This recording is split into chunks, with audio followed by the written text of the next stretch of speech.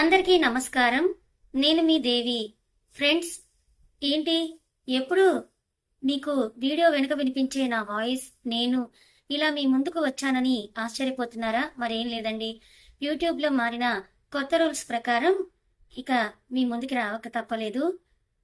ఇక నుంచి టెక్స్ట్ అనేది స్క్రోలింగ్ చేయడానికి వీల్లేదని కొన్ని రూల్స్ చెప్తున్నాయి.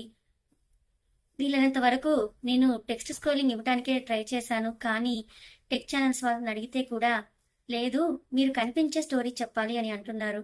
అలాంటి పరిస్థితుల్లో నేనేం చేయను, మీరే చెప్పండి. అందుకే ఇలా మీ ముందుకు వచ్చాను. మీరు ఇదివరకు ఎలా అయితే నా మీద మీ ఆదరాభిమానాలు ఉంచారో ఇప్పుడు కూడా అలాగే ఉంచుతారని నాకు బాగా తెలుసు. అందుకని మీరున్నారన్న ధైర్యంతోనే ఇలా మీ ముందుకు వచ్చి ఇస్తున్నాను. కొంతమందికి టెక్స్ట్ చదవడం ఇష్టం కదా, అలాంటి వాళ్ళ కోసం నేను సబ్ టైటిల్స్ కూడా పెడతాను. కానీ నేను అందించే మంచి కథల్ని మీ వరకు చేరాలంటే మీ ప్రోత్సాహం కూడా అవసరం. అలాగే యూట్యూబ్లో నేను ఇచ్చే ఈ స్టోరీస్ ఇక ముందు కూడా కొనసాగాలి అంటే నేను ఇలా కనిపించి చెప్పాల్సిందే. దానికి మీ సహకారం నాకు కావాల్సిందే. మరి మీరందరూ కూడా నన్ను మనస్ఫూర్తిగా ఆదరిస్తారని, నేను చెప్పేది మీరు అర్థం చేసుకుంటారని కోరుకుంటూ మరి మన కథలోకి వెళ్ళిపోదామా? మిసెస్ రాక్ స్టార్ 8వ భాగం. రచయిత పరిమి లలిత గారు. నీ ఐడియా బాగుందమ్మా. వాడి చేత కాశీకి టికెట్స్ బుక్ చేయించి మా బదులు మీ అమ్మ వాళ్ళనట్టు పంపి మనం ఇటు వెళ్ళటం అన్నాడు నీలందర్. మరి నా కోడలా మజాకానా అని. కాకపోతే ఒకటే బాధ, వాడికి అబద్ధం చెప్పామని అన్నది జాహ్నవి డల్గా మొహం పెట్టి. మరి అసలు విషయం చెప్తే నీ కొడుకు వెళ్ళనిస్తాడా అన్నాడు నీలందర్. అది నిజమేలే అనుకుంది. ఈలోగా ఎయిర్పోర్ట్ రావడంతో సరే మన ఫ్లైట్ కి కూడా టైం అయింది పదండి అన్నాడు. ముగ్గురు కూడా హైదరాబాద్ కి ఫ్లైట్ ఎక్కారు. హైదరాబాద్ లో దిగి క్యాబ్ లో ఖమ్మం నుండి 15 కిలోమీటర్ల దూరంలో ఉన్న పూజారి దొండంపట్టి అనే గ్రామానికి బయలుదేరారు. మర్నాడు ఉదయానికి అక్కడికి చేరుకున్నారు. అది ఒక చిన్న ఇల్లు, పూర్వకాలపు నాటి ఇల్లు. జాహ్నవి వాళ్ళు క్యాబ్ దిగి లోపలికి వెళ్లారు. లోపల ఒక పెద్ద ఆయన ఎవరికో చేతికి కట్టు కడుతున్నాడు. ఆ పేషెంట్ నొప్పితో ఏడుస్తుంటే ఆ ఇల్లు దద్దరిల్లిపోతోంది. అది చూసి మాన్విత అత్తయ్య అత్తయ్య మనం ఇక్కడి నుంచి వెళ్ళిపోదామని అన్నది భయపడుతూ. భయం లేదమ్మా, కట్టు కట్టేంత వరకే నొప్పి ఉంటుందంతే, కావాలంటే చూడు అని నీలందర్ చెప్పటంతో మౌన్వి అటు చూసి ఆశ్చర్యపోయింది. కారణం, అప్పటి వరకు ఏడుస్తూ ఉన్న పేషెంట్ నవ్వుతున్నాడు. అది చూశాక కాస్త ధైర్యం వచ్చింది మౌన్వికి. తర్వాత ఆ పెద్ద ఆయన వీళ్ళ వైపు చూసి ఎవరండి అని అడగటంతో నీలంధర్ మౌన్వి గురించి చెప్పి రిపోర్ట్లన్నీ చూపించాడు. ఆయన అన్నీ చూసి మౌన్విని రమ్మని కూర్చోమని చెప్పి తన కాలిని చాపమని, తన కాలిని పట్టుకుని పరీక్షగా చూసి కంగారు లేదు, ఇది జీవితాంతం నడవలేని ఫ్రాక్చర్ కాదు, ఎముక శాంతం విరగలేదు, ఇది అంత పెద్ద సమస్య కాదు, కాకపోతే ఇంకొన్ని రోజులైతే కాస్త పట్టుతో ఉన్న ఎముక శాంతం విరిగిపోయేది, అప్పుడు చాలా కష్టమయ్యేది. అదీకాక కాలు లోతుగా కోసుకుపోయి చాలా రోజులైనా ఇంకా పచ్చిగానే ఉంది. అయినా ఇది తగ్గిపోతుంది అని నేనిచ్చే కషాయానికి సరే ఒక వారం లోపలే అమ్మాయి మామూలుగా నడవగలదు, పరిగెత్తగలదు కూడా అనేసరికి జాహ్నవి వాళ్ళ ముఖంలో ఆనందం వెళ్లి విరిసింది. ఆ పెద్ద ఆయన, అమ్మాయి నువ్వు మామూలుగా కుంటకుండా కథ సాయం లేకుండా నడవాలంటే ఇప్పుడు కాస్త నొప్పి భరించాలి అంటూ కాలిని కాస్త గట్టిగా లాగుతుంటే మౌన్విత, ఆ అమ్మ అమ్మ అత్తయ్య అత్తయ్య నా కాలు నొప్పి భరించలేకపోతున్నా అత్తయ్య, మామయ్య వద్దని చెప్పండి, మామయ్య అంటూ ఏడుస్తుంటే కాస్త ఓర్చుకోమ్మా, నా తల్లి కదు అంటూ మౌన్వి తలను గుండెలకు హత్తుకొని తల నిమురుతూ జాహ్నవి కూడా ఏడుస్తూ ఉంది. ఆ పెద్ద ఆయన మౌన్విత కాలిని ఇంకాస్త గట్టిగా లాగి ఏవో చెక్కబద్దల్లాంటివి కాలికి అటు ఇటు పెట్టి కట్టు కట్టి దాని మీద ఏవేవో మూలికల ద్రవాలు పోశాడు. అప్పటి వరకు బాధతో విలవిల్లాడుతున్న మౌన్విత ఏడవకుండా బాధ లేనట్టు మామూలుగా మాట్లాడుతూ ఉండేసరికి, ఏమా నొప్పి లేదా ఇప్పుడు అని అడిగాడు నీలంధర్.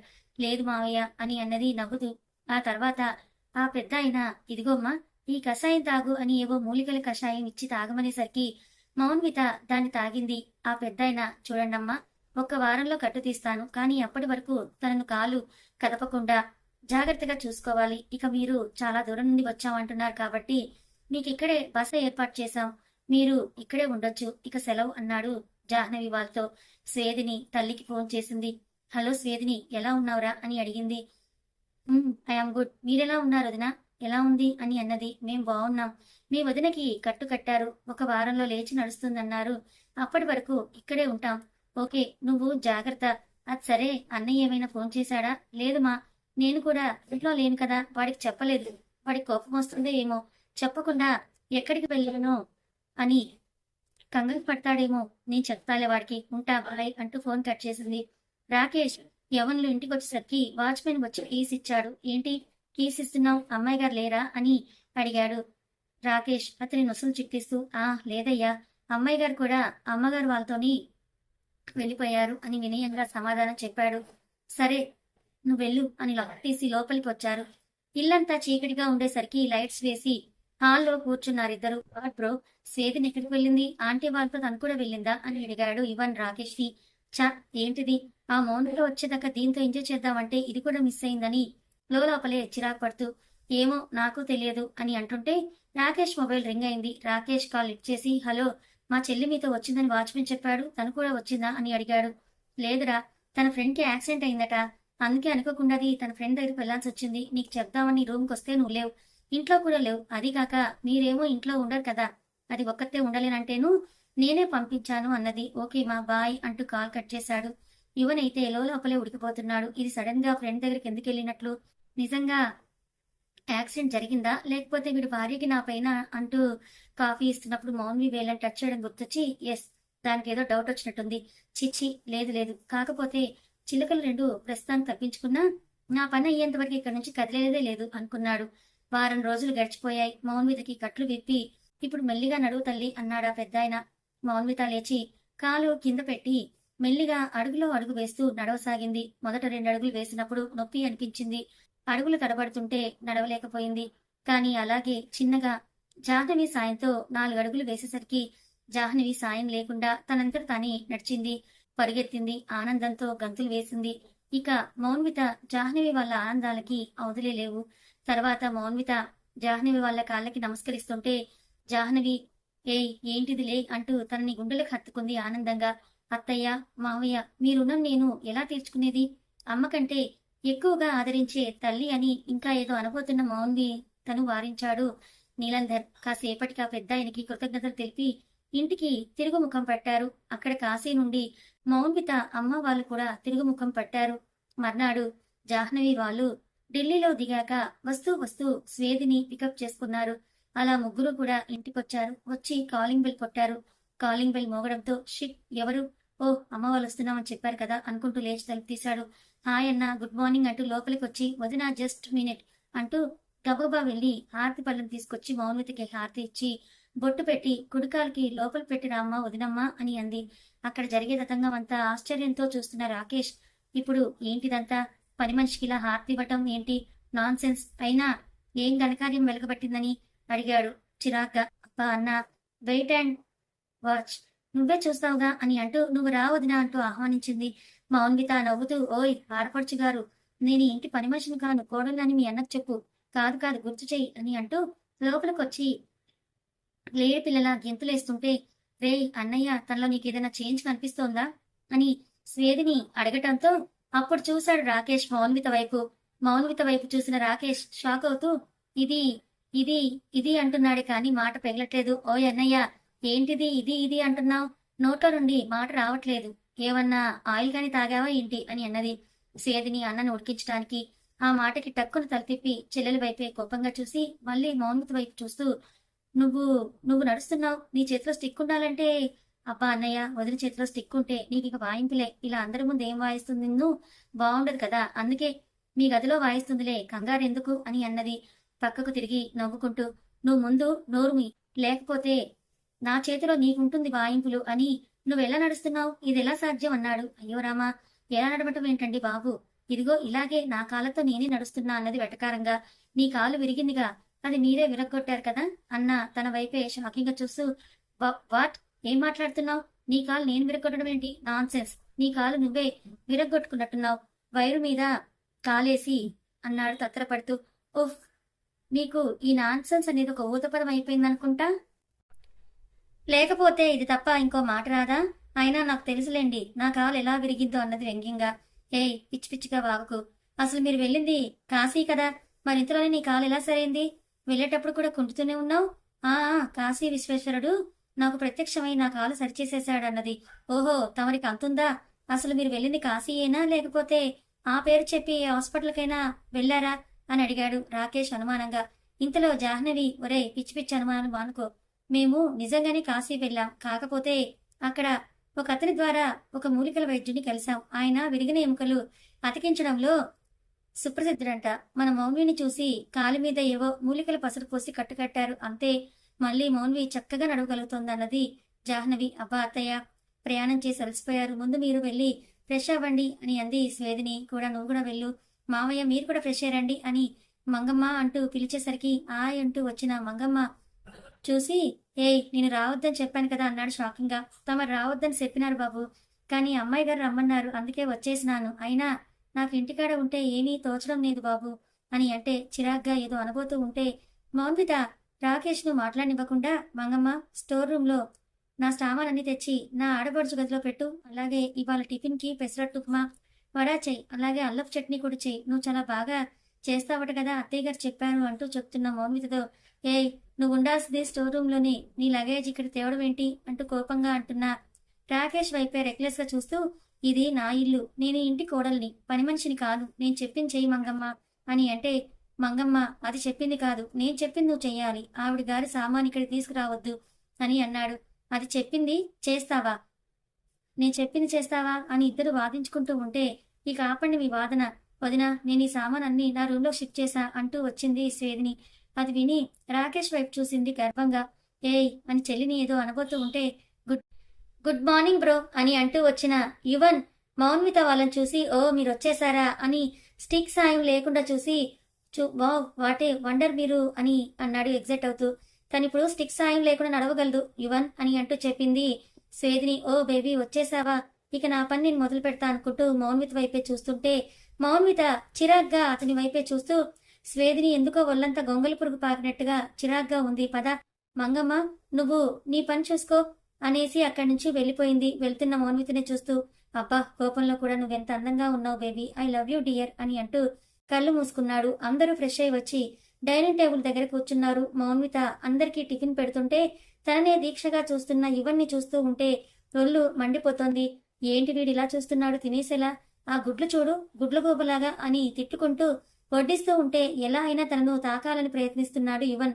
ఆ కాస్త అదేరా ఇది బరా అని అంటే వంకతో అందరూ టిఫిన్ తింటున్నారు. రాకేష్ టిఫిన్ నోట్లో పెట్టుకోగాని ఉప్పగా ఉండడంతో తూతూ అని ఉమ్మేసి, ఏయ్ మనిషి అనేవాడు టిఫిన్ తింటారా, ఎవరైనా ఇంత ఉప్ప అని అంటూ అరిచాడు కోపంగా. దానికి మౌన్విత, ఎందుకు తినరు, అందరూ తినట్లేదు, కావాలని మీరు గోల చేస్తున్నారన్నది వెటకారంగా.